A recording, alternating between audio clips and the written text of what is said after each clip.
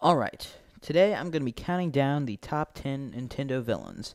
This is just what I think. If you think differently, then be sure to post a comment telling me how big of an idiot I am, and I'll be sure to respond to show that you're an idiot somehow. Alright, let's get started. Right, first of all, I do have some honorable mentions.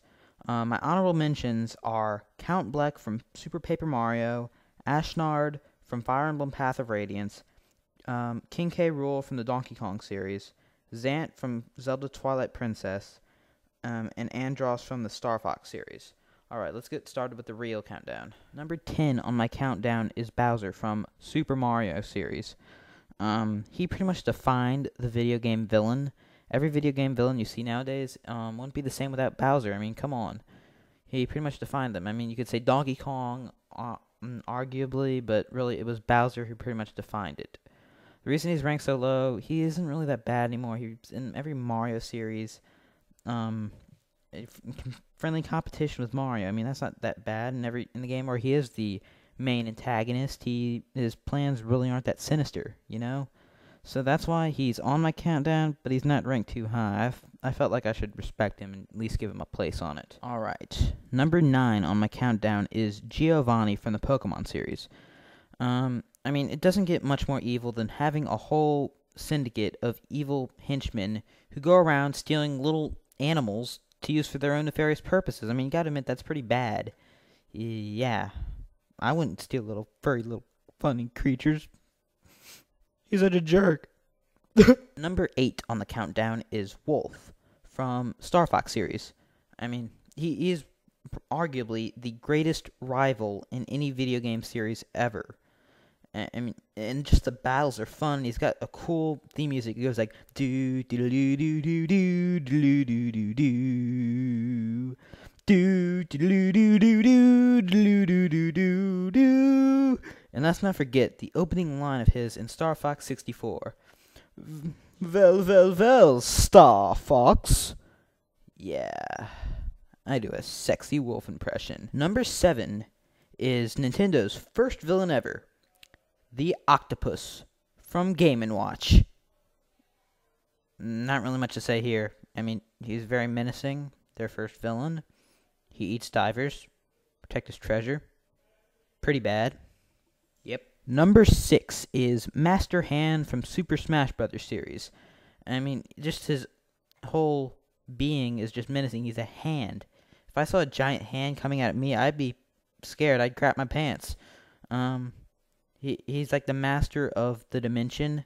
I mean, I put Taboo on my list, but no one likes Taboo. Do you like Taboo? No, I don't like Taboo. His attacks are pretty cool. I mean, he can shoot stuff out of his fingers, and he slaps you. Any creature that can just squeeze you in his hand, which is actually his whole body. Ugh, that's pretty bad. Wouldn't you agree? Number 5 is Blood Falcon from F-Zero. Unlike most of the other guys on this list, I've never actually played an F-Zero game, but from what I've looked up on him and from what I've heard, he is pretty bad. I mean, he's like another one of these awesome rival characters, and just look at him. He's got like his costume is just very menacing. I would have put Black Shadow on this countdown as well, except like I said, I know very little about F-Zero. I thought Blood Falcon would be badder, so I put him on the list instead of Black Shadow.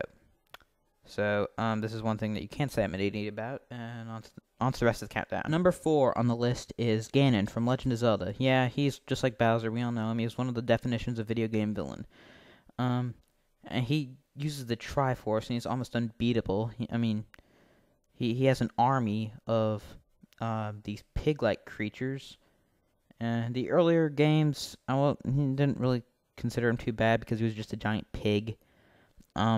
He has dark magic, which I've always liked. Thought it was really bad for a villain. Bad in the good sense, only, evil. Or, you get the picture. Number 3 is Ridley from Metroid. Pretty bad. I mean, he is one of the few on this list who is both a very big villain and a rival. I mean, to Samus. He's the only real character in the games that's really a continuous character besides Samus. He's a giant dinosaur. That's pretty scary looking. I mean, that's pretty bad. When he goes Meteorly, ooh. I mean, plasma out his mouth. I have to say, the battle with Meteorly and Metroid Prime 3 goes down on my top 10 all-time boss battles ever. And so does the battle in Brawl on top of the Falcon Flyer. Fighting against Meteorly on a Falcon Flyer with Donkey Kong. Awesome. 2 is, I'm not sure how to pronounce this, Gigas from Earthbound Mother series. Like F-Zero, I've never actually played Earthbound. I never had a SNES or Super Nintendo or SNES, however you want to pronounce it. But, I mean, just looking at him, he's pretty bad. He's like, kind of almost a god in the universe. I mean, from what I've looked up, he can, just basically take over people's thoughts. And the boss battle against him, he is a swirling background, I believe. Someone want to confirm that for me? Dude, fighting against a swirling background with a kind of face, ooh, man, scary, pretty bad. And just looking at that one image of him, the swirly background, that's enough to get me, that's enough to get him a number 2 spot on this list. So, Gigas, number 2. Are you ready for number 1? This number 1 is going to be the most awesomest number 1 of ultimateness. He is, in my vote, is the baddest video game villain, well, Nintendo, but also the baddest video game villain ever.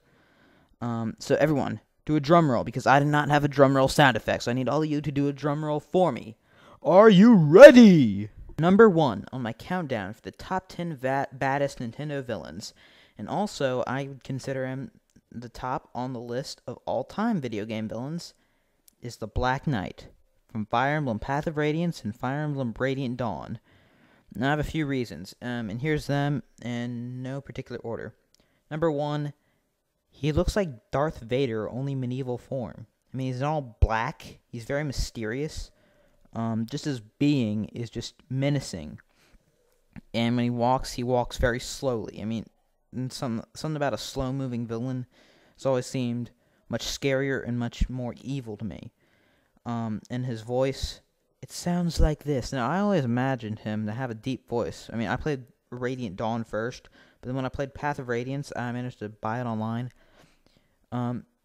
Having a childlike voice makes him seem much more evil.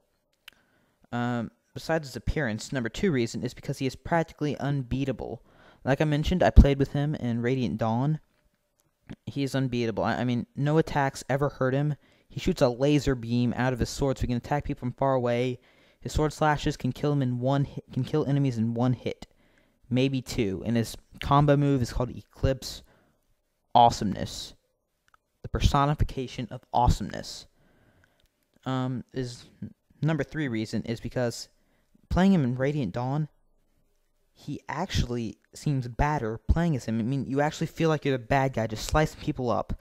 I mean, and Path of Radiance, he's bad, but in Radiant Dawn, playing as him, even though he's a good guy, I mean, well, somewhat, he just seems all the badder. I mean, come on. My number, what is this? Number 1, 2, 3, 4. Number 5 reason, no, it's 6. Yeah, number 6 reason, is his theme music. If you've never heard it, let's see if I can find a sample. Let me look. Alright, I can't find a sample, but I'll put a link in the description box for you to listen to it. It is just awesome. I mean, it was even in Brawl, which I love fighting to it. So yeah, Black Knight, number 1. Plain and simple. So feel free to tell me how big of an idiot I am for putting any of these on here.